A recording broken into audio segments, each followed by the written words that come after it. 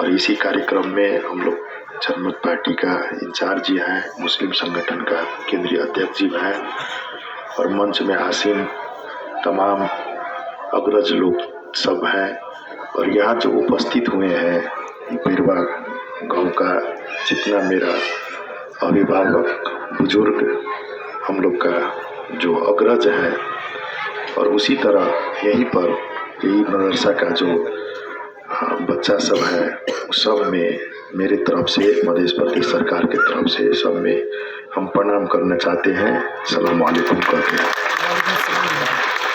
आज का जो कुछ समय आप लोग हम लोग को सम्मान भी किए, हम लोग को इस मदरसा के बारे में यानी कौम के बारे में बहुत चीज़ अवगत भी करवाएं, इसके लिए हम धन्यवाद देना चाहते हैं। हम जब शिक्षा मंत्री बने उस समय में हम लोग जो मध्य प्रदेश का शिक्षा का अवस्था जो देखे वो अवस्था एकदम कमज़ोर अवस्था हम लोग तभी आकलन किए।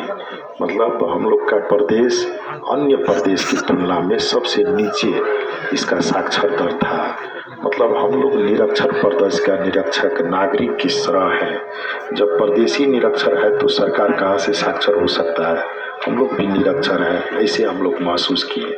और जिस दिन हम पदभार ग्रहण किए उसी दिन इस प्रदेश को साक्षर बनाना पड़ेगा, इसके लिए हम पहले निर्णय किए। और निर्णय के संग संग हम जो 80-81 का जो कार्यक्रम आया मध्य प्रदेश का, उस कार्यक्रम में साक्षर प्रदेश आपका जो दूसरा कार्यकाल है, इस कार्यकाल में इस प्रदेश को हर एक नागरिक को साक्षर बनाना है, हर एक बच्चा को स्कूल तक पहुंचाना है, हर एक नागरिक को हर एक व्यवस्थित ढंग से उसको सुसज्जित करना है कह करके नीति तथा कार्यक्रम और बजट भी आ गया है। इस अनुरूप हम लोग काम करना चाहें और काम करने के दौरान में हम लोग को कुछ समस्या सब आया। उस समस्या ये आया कि हम लोग का अभी भी नेपाल में 2028 साल का जो शिक्षा ऐन है वही अभी काम कर रहा है।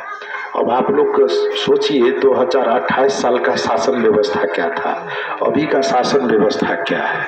अभी संघीय लोकतांत्रिक गणतंत्र आ गया है, 3 तक का सरकार हो गया, विज्ञान और प्रवृत्ति का बहुत जोरदार दबदबा के अनुरूप विज्ञान प्रवृत्ति आगे बढ़ रहा है। इस युग में 2028 साल का शिक्षा ऐन किसी तरह से हम लोग को उपयोगी बन सकता है, नहीं बन सकता है।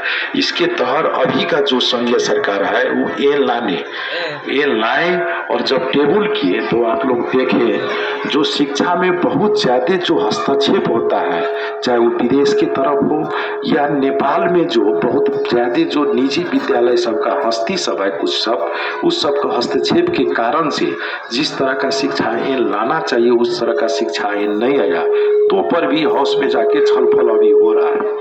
और जब मध्य प्रदेश में हम उसी साक्षर अभियान में जो सामुदायिक विद्यालय का भी बात चलाएं, जो निजी विद्यालय है और जो मदरसा है, आखिर सब विद्यालय ही है, चाहे वो मदरसा हो, सामुदायिक विद्यालय हो या निजी विद्यालय हो, तो तीनों का काम क्या है, तो यही का जनता का बाल बच्चा को पढ़ाना है। तीनों का काम तो यही है। जब यही काम है तो फिर विभेद क्यों।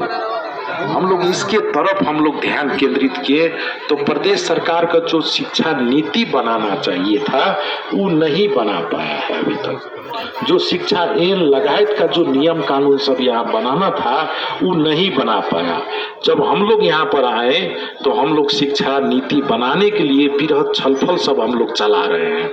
आप लोग को हम मालूम करवा दें, जो शिक्षा सम्मेलन कर करके हम सप्तरी शिला में भी चलाएं, वहाँ पर हम लोग स्थानीय सरकार को भी बुलाएं, जितना शिक्षा विज्ञ सब था उन लोग को भी बुलाएं, जितना राजनीतिक दल का जो शिक्षक संगठन सब था उसको भी बुलाएं, जितना विद्यार्थी संगठन सब था पार्टी का उसको भी बुलाएं और सब विज्ञ सबको बुला करके हम लोग छलफल किए। सप्तरी सिरा हो गया, धनुषा महोत्तरी हो गया, 12 परसा हो गया, अब हम लोग को सरलाई और रोहतक को करना है।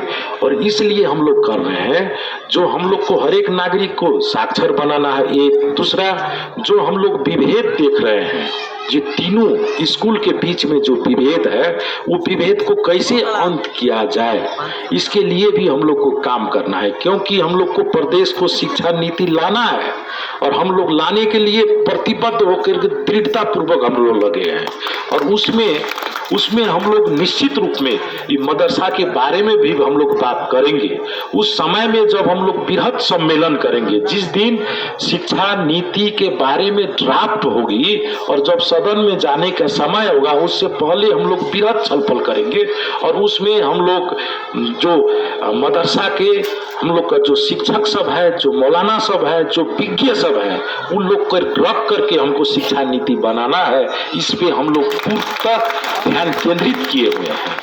हम थोड़ा कुछ बात सुने थे जो लाल बाबू जी के पाला में मुस्लिम शिक्षा विधेयक शायद कैबिनेट में गया हुआ था। जब मुस्लिम विधेयक, शिक्षा विधेयक यानी मदरसा विधेयक जब कैबिनेट में गया था तो अभी तक वहां से कैबिनेटे में है, वहीं पे थनक्का हुआ है। तो हम मेरे विचार में जब मध्य प्रदेश शिक्षा नीति नहीं बना पाएगा तो छोटे मुस्लिम विधेयक नहीं बना पाएगा। उस एम के तहत, वो नीति के तहत ही विधेयक बन सकता है। छुट्टी अगर अलग कर दीजिएगा तो वो विधेयक शायद हमको नहीं लगता है जो काम में आ पाएगा। इसलिए वो विधेयक कैसे वो लोग बना करके ले गए, या हम लोग को जो भ्रम देने वाला काम सब होता है राजनीतिक रूप में, वही भ्रम सृजना करने वाला काम सब किया गया है। हम वही समझ रहे हैं, लेकिन हम लोग भ्रम नहीं देंगे। हम लोग सीधा सीधी बात करेंगे। हम लोग जनता के लिए आए हैं। हम लोग जब यहाँ हम देख रहे हैं जो जिस वर्ग में लगाना चाहिए, जो संवैधानिक अधिकार